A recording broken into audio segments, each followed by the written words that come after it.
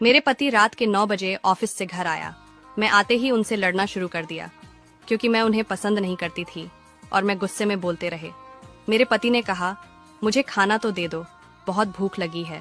मैंने कहा, खुद जाकर खा लो, मुझे नींद आ रही है। मेरे पति चुपचाप सुनते रहे और मैं पूरी रात उनसे लड़ती रही।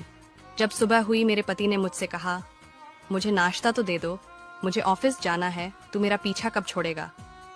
मैंने गुस्से में कहा, मैं तुझसे तंग आ गई हूँ, भगवान करे तू मर जाए। मेरे पति कुछ नहीं बोले और ऑफिस चले गए। मैं अपने बच्चों को स्कूल से लेकर वापस आ रही थी तो मेरे घर के सामने बहुत भीड़ लगी हुई थी।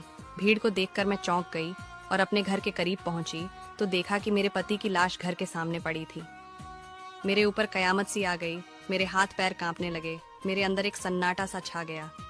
लोग आपस में बात कर रहे थे कि कार से मनोज का एक्सीडेंट हुआ है। मैं ध्यान से सुनिए, कहीं ऐसा ना हो कि आपको ये वीडियो दोबारा इंटरनेट पर ढूंढनी पड़े।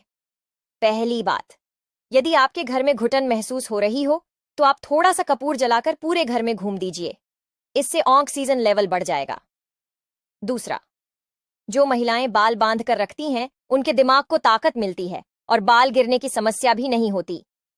तीसरा, कच्ची मूली खाने से दिमाग तेज होता है और जिन्हें पेशाब रुक रुक कर आता है उन लोगों को इसका सेवन करने से लाभ होता है।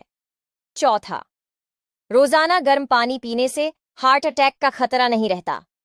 पांचवा, अगर आप अधिक झुककर पढ़ते हैं तो सावधान हो जाइए क्योंकि ऐसा करने से फेफड़े, रीढ़ और आंखों की रोशनी पर बुरा असर पड़ता है। जानकारी अच्छी लगे तो वीडियो को लाइक और पति बोला, तलाक चाहिए। पत्नी घबराते हुए बोली, क्यों? पति बोला, पिछले 1 साल से हम दोनों के बीच पति पत्नी जैसा कुछ बचा ही नहीं। अब मैं ऑफिस वाली रिया से प्यार करता हूँ, जल्दी उससे शादी कर लूंगा।